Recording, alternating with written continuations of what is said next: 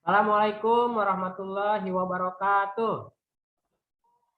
Waalaikumsalam warahmatullahi wabarakatuh. Waalaikumsalam warahmatullahi wabarakatuh. Ini masih pada lemes-lemes ini. Coba diulangi. Bapak ulangi ya.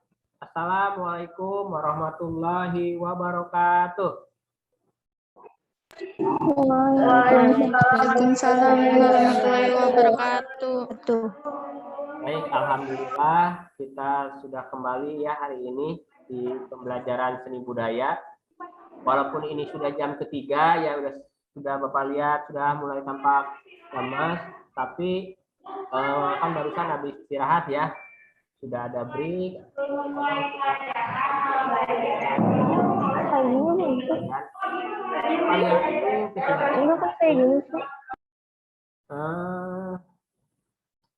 Yo, yang belum kameranya dibuka dulu. Nabila, Kaisa, Syifa, sama Aulia, silakan dibuka kameranya ya.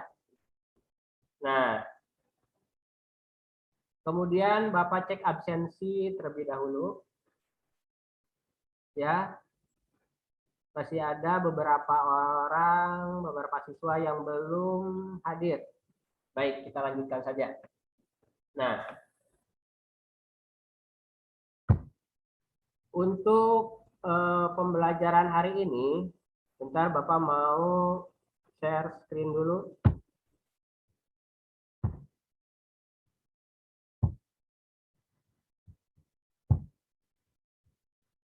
Terlihat tidak? Terlihat ya? Baik. Belum, Pak, belum. Belum. Iya, nah udah. Ya, baik. Nah, sebelum kemarin ini pembelajaran minggu kemarin kita membahas tentang konsep seni rupa ya, di mana di sana kita membahas tentang unsur-unsur seni, kemudian prinsip seni, ya, fungsi seni dan lain sebagainya. Itu pada minggu kemarin. Nah, untuk pembelajaran kali ini siswa-siswi sekalian akan mempelajari tentang karya seni rupa 3 dimensi ya, yaitu patung dalam ini ya. Jadi kan karya seni itu bukan hanya patung ya, ada juga anyaman seperti itu ya, dan lain sebagainya. Seni-seni terapan juga banyak yang berbentuk 3 dimensi begitu ya. Nah, sebelum memulai pembelajaran untuk menambah semangat nasionalisme, mari kita sama-sama menyanyikan lagu Indonesia Raya bersama-sama. Sebentar. Posisi duduknya semua dalam keadaan siap ya. Duduknya tegap.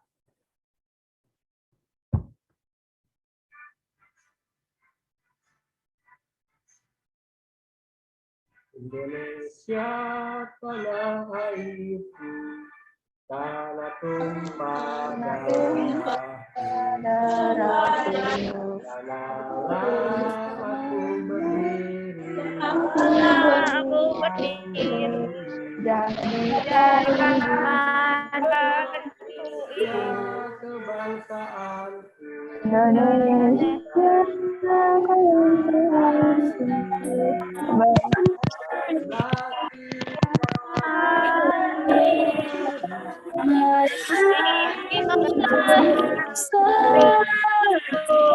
Bersatu.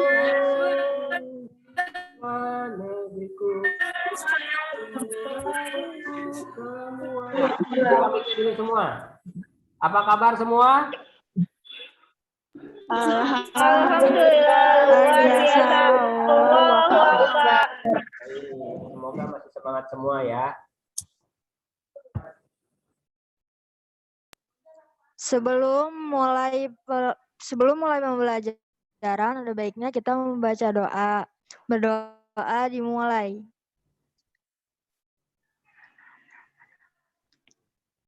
Doa selesai memberi salam. Assalamualaikum warahmatullahi wabarakatuh. wabarakatuh. Waalaikumsalam warahmatullahi wabarakatuh. Nah, tujuan pembelajarannya hari ini adalah setelah melihat siswa-siswi ini beberapa contoh. Bentar Bapak geser dulu. Beberapa contoh gambar patung dalam tayangan PowerPoint peserta didik menelaah karya-karya seni patung. Dan setelah melihat tayangan PowerPoint peserta proses dalam penciptaan, peserta didik diharapkan mampu buat sketsa patung dengan baik. Itu tujuan pembelajaran pada hari ini. Adapun kompetensi dasar dan manfaat pembelajarannya, kompetensi dasarnya memahami konsep seni, mengapresiasi konsep seni, dan manfaat pembelajarannya adalah dapat menelaah karya seni patung, dapat menguraikan pengertian dari seni patung, dapat membuat sketsa karya seni patung 3 dimensi, ya. Kemudian untuk model dan metode pembelajarannya, model pembelajarannya itu menggunakan project based learning, sedangkan metode pembelajarannya adalah ceramah, tanya jawab, diskusi, dan penugasan. Baiklah, kita sampai ke materi. Nih materinya nih.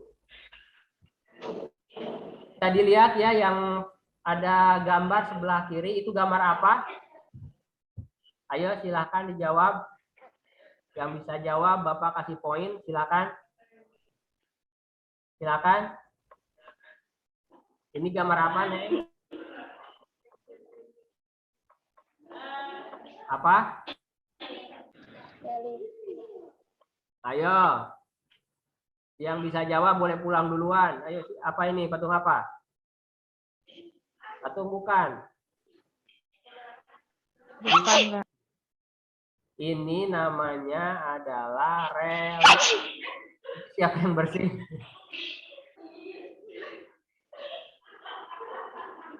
Ini adalah relief ya. Relief sama tidak dengan patung, Neng? Beda. Hah? Sama tidak? Beda ya. Kalau patung itu lebih ke 3 dimensi, kalau relief itu 2 dimensi. Begitu ya. Perbedaan relief sama patung. Nah, ini juga sama. Nih yang sebelah kiri ini relief dan yang sebelah kanan adalah patung. Nah, ini adalah pengertian dari patung. Coba Rahma bisa bantu Bapak untuk baca ini pengertian patung. Silakan.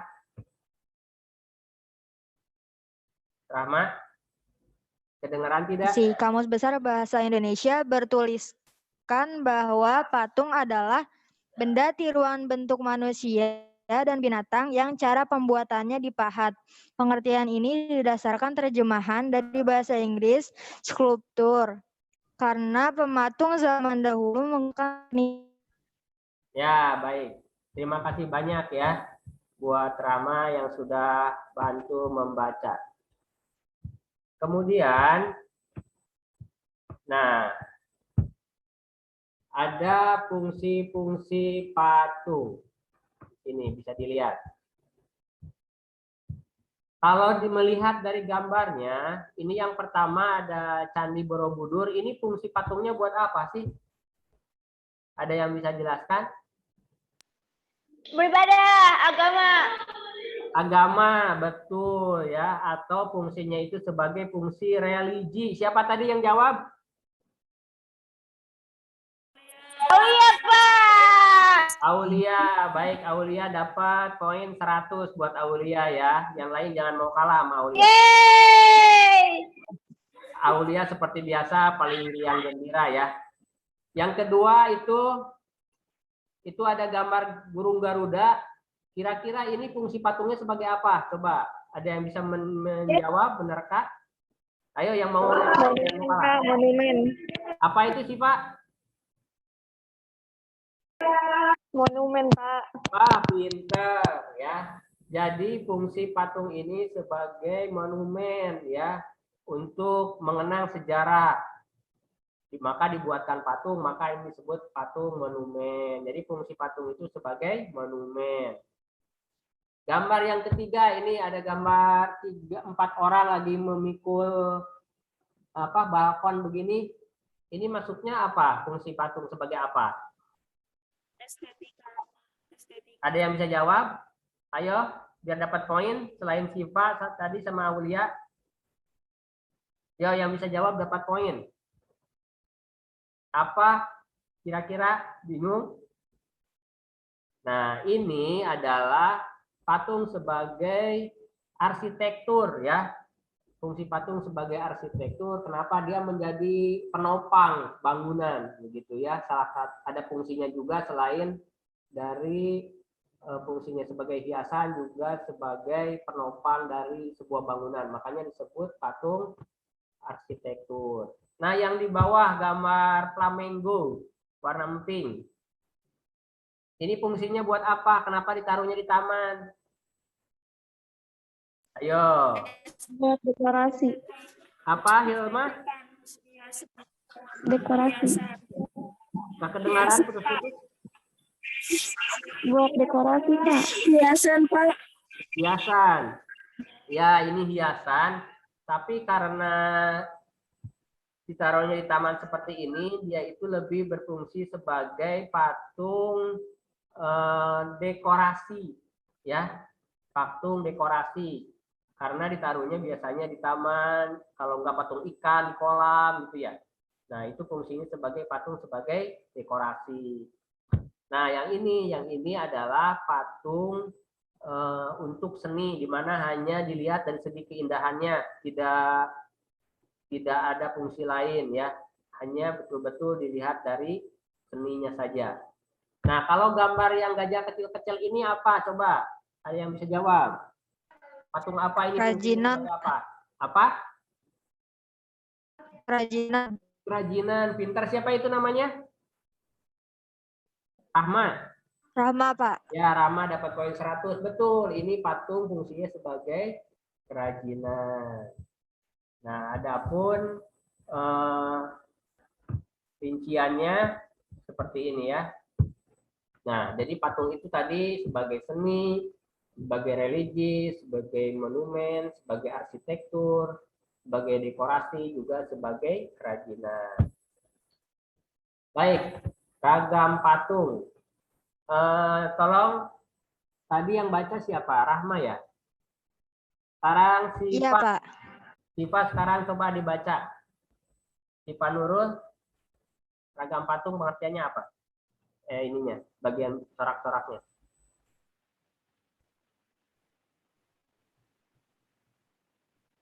Siva, nggak kedengeran?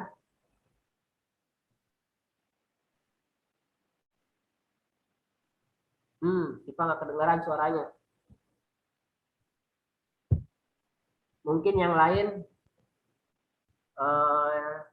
siapa? Hilwa. Ya, saya, Pak. Ya, silakan Hilwa. Ragam patung corak imitatif atau realis mereka dari alam seperti manusia, binatang, dan tumbuhan. Dekoratif yaitu bentuk-bentuk alam yang diolah atau diubah menurut gagasan imajinasi pematung. Contoh non-figuratif atau abstrak yaitu bentuknya telah diubah. Sudah. Ya, walaupun putus-putus ya, Bapak ulangi bahwa ragam patung itu dilihat dari segi coraknya, corak imitatif atau realis, yaitu tiruan alam seperti manusia, binatang, dan tumbuhan. Ada juga corak dekoratif, yaitu bentuk-bentuk alam yang diolah diubah menurut gagasan imajinasi pematung. Dan yang ketiga, corak non-figuratif atau abstrak, yaitu patung yang bentuknya telah banyak berubah dari aslinya. Begitu. Kemudian, kalau jenis karya patung dapat dibedakan menjadi 3, yaitu patung dada, patung torso, dan patung lengkap. Patung dada itu menampilkan karya patung sebatas dada ke atas atau bagian kepala ya. Seperti banyak patung-patung presiden biasanya cuma bagian kepala sama dada, nah itu disebut patung dada. Sedangkan kalau patung torso kebalikannya, tidak ada kepala, tidak ada tangan, tidak ada bagian bawah, jadi cuma dada saja sama bagian perut gitu ya patungnya, sampai pinggul atau.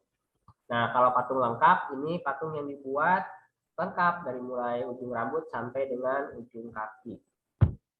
Nah, media untuk membuat patung, bahan-bahannya itu ada bahan lunak seperti tanah liat, paslin gitu ya. Ada juga bahan sedang, bahan sedang seperti kayu. Kayunya kayu jenis tertentu ya, atau gip juga termasuk sedang. Yang ada juga bahan keras seperti batu atau kayu jati. Kalau yang sedang biasanya kayu albasia gitu ya. Ada jenis-jenis kayu yang keras juga, ada yang sedang. Nah, teknik membuat patung ada teknik modeling, ada teknik casting, ada teknik carving, juga ada teknik assembling. Nah, Bapak mau lihatkan contoh gambarnya. Dari sini ada yang bisa menyebutkan mana yang teknik carving? Teknik carving itu adalah teknik dicor. Yang mana? Nah, yang ini yang pertama ini teknik modeling ya. Ini teknik casting. Ini carving, tata, dan ini assembling, yaitu dirakit gitu ya. Jadi modeling, casting, carving, dan ini modeling ya. Begitu. Ada 4 teknik dalam membuat patung. Kemudian, nah ada yang pernah lihat ini, Neng? Ayo jujur. Siapa yang pernah lihat patung ini? Yang suka main ke Jakarta siapa?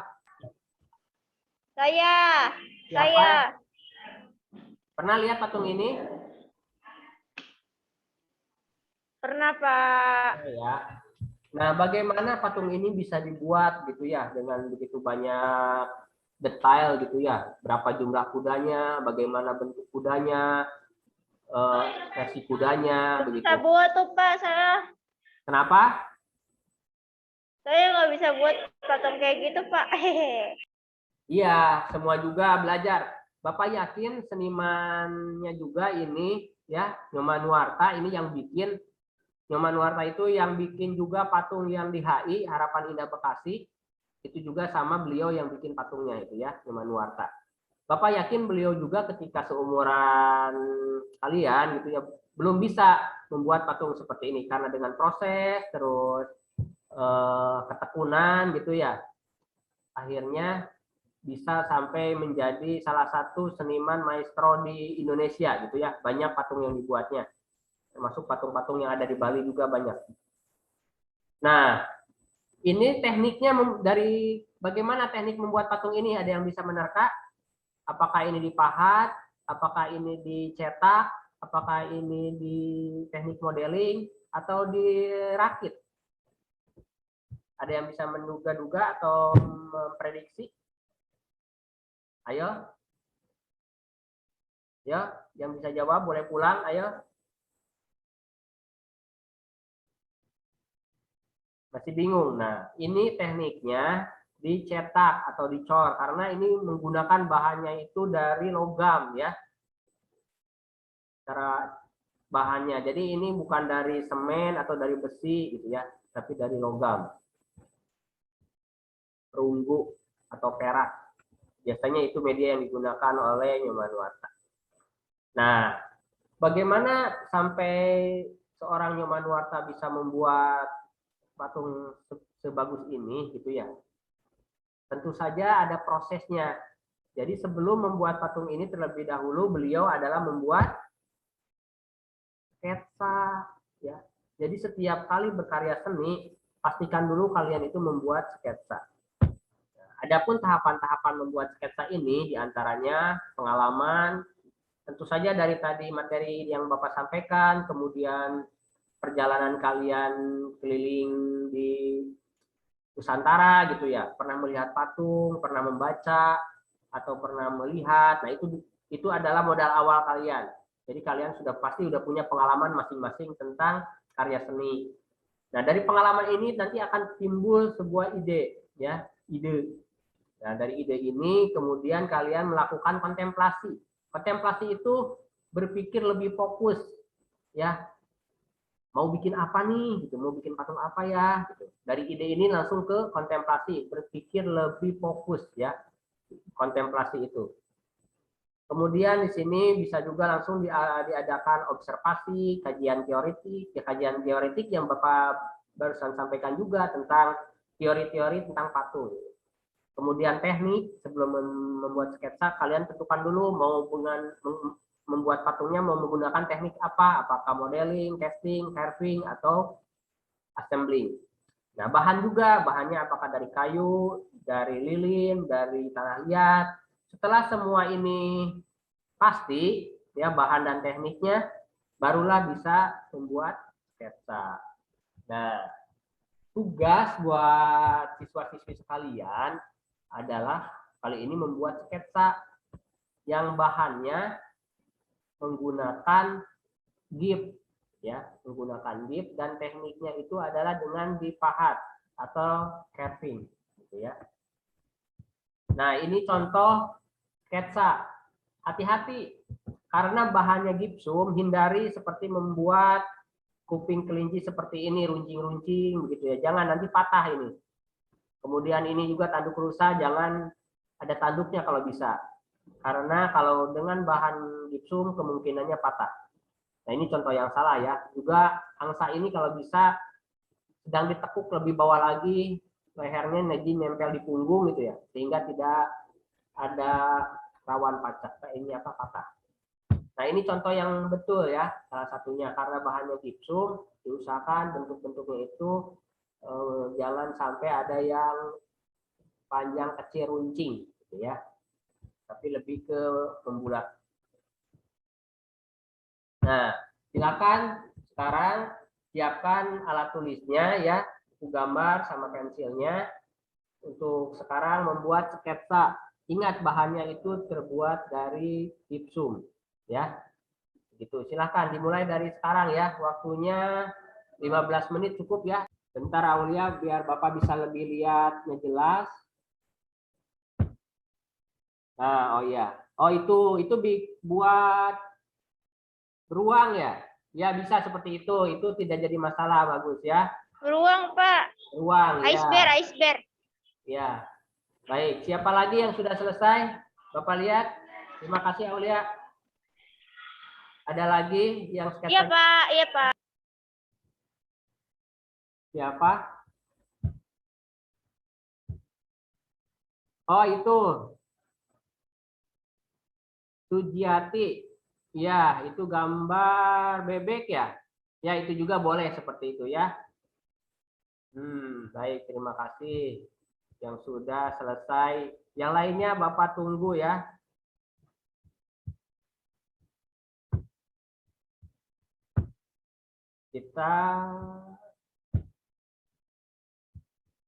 Nah, alhamdulillah kita sudah di penghujung pembelajaran. Adapun kesimpulan dari materi hari ini, patung merupakan karya seni 3 dimensi. Fungsi patung itu seni, religi, dekorasi, arsitektur, monumen, dan kerajinan. Dan dari segi teknik pembuatan, patung itu terbagi 4, ada modeling, ada casting, ada carving, dan ada assembling. Itu ya. Adapun tugas ini untuk minggu depan, siswa-siswi sekalian, karena kita hari ini pembuatan sketsanya sudah selesai, nah minggu depan adalah pembuatan patungnya sendiri. Ini alat dan bahan yang harus disiapkan ya minggu depan. Silakan dicatat, ini bahan dan alat dan bahannya sangat banyak sekali, mulai dari cutter ya.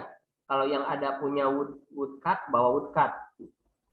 Tapi kalau yang tidak punya tidak apa, ada gunting, amplas, pensil, penggaris, bahan-bahannya tepung gip. Ini bisa didapat di material. Silakan ke material, bilang beli gift. Jangan beli semen putih ya, tapi gift beda. Walaupun tampak sama, tapi ketika kering, kalau semen putih kalian tidak akan bisa mengukirnya menggunakan cutter ya. Makanya harus gift ya, yang dibeli gift, tepung gift. Kemudian mangkuk nanti untuk mengaduk, juga kardus, lakban. Nah, proses-prosesnya nanti Bapak terangkan minggu depan ya. Bagaimana, sudah dicatat semua alat dan bahannya? Sudah, ya? Pak. Alhamdulillah. Baik, itu mungkin yang dapat Bapak sampaikan. Terima kasih. Silakan Rahma dipimpin doa dulu sebelum kita akhiri. Sebelum kita akhiri, ada baiknya kita baca doa bersama-sama. Berdoa dimulai. Doa selesai. Alhamdulillah. Memberi salam.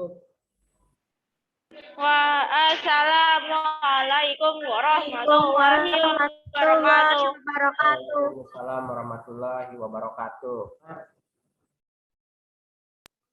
Sebelum mulai pembelajaran, ada baiknya kita membaca doa. Berdoa dimulai.